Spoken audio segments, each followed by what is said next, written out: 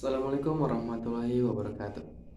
Perkenalkan, nama saya Iyaz Ajari Ramadan dengan NIM 2288250094. Di sini saya akan mereview bab 1 dari buku yang berjudul Pengantar Ilmu Sejarah.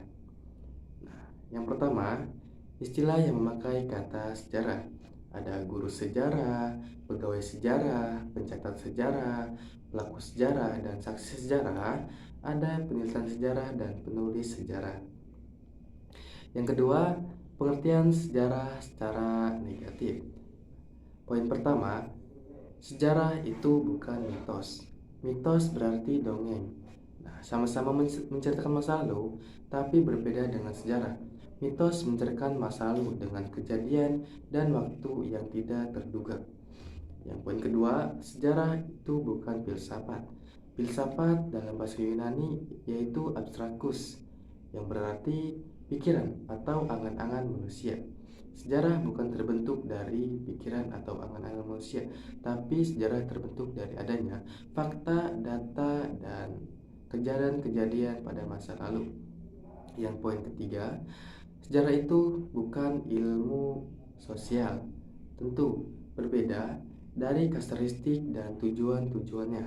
Nah, yang poin keempat, sejarah itu bukan sastra. Ada empat yang membedakan sejarah dan sastra. Pertama, cara kerja. Yang kedua, kebenaran. Yang ketiga, hasil keseluruhan. Dan yang keempat, ada kesimpulan. Yang ketiga, pengertian sejarah secara positif. Poin pertama, sejarah itu ilmu tentang manusia.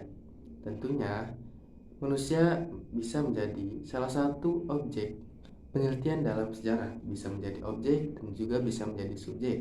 Yang poin kedua, sejarah itu ilmu tentang waktu. Tentu, sejarah terbentuk dari adanya waktu-waktu yang telah terlibat dari zaman dahulu. Yang poin ketiga ada sejarah itu memiliki makna sosial. Tentunya ada salah satu peristiwa yang memiliki makna sosial. Salah satu peristiwa tersebut adalah kedatangan para haji di Banten. Yang poin keempat adalah sejarah satu-satunya hal yang terperinci.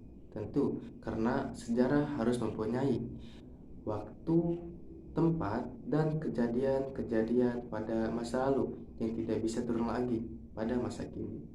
Contohnya seperti proklamasi kemerdekaan Indonesia pada tahun 1945. Definisi sejarah menurut Kunto Wijoyo. Apa itu sejarah? Sejarah adalah rekonstruksi masa lalu.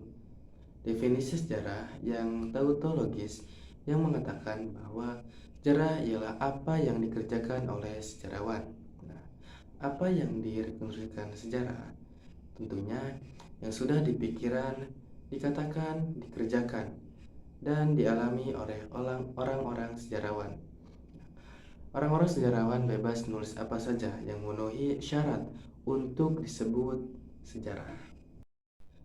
Referensi definisi sejarah menurut Kunto Wijoyo di era digital ada akses sumber luas, tantangan validitas, demokrasi, penulisan sejarah, dan transformasi penyajian sejarah. Bisa dipahami melihat bagaimana gagasan dasarnya tetap penting, walaupun konteksnya ada sedikit perubahan. Oke teman-teman, kesimpulannya adalah sejarah bukanlah terjadi karena pikiran atau angan-angan manusia saja. Sejarah terjadi karena adanya fakta, data, tempat terjadinya, dan kapan terjadinya sejarah. Nah, teman-teman, ayo kita budayakan dan lestarikan sejarah-sejarah yang telah terjadi pada zaman dahulu agar tidak memudar di era digital sekarang ini. Cukup sekian dari saya. Wassalamualaikum warahmatullahi wabarakatuh.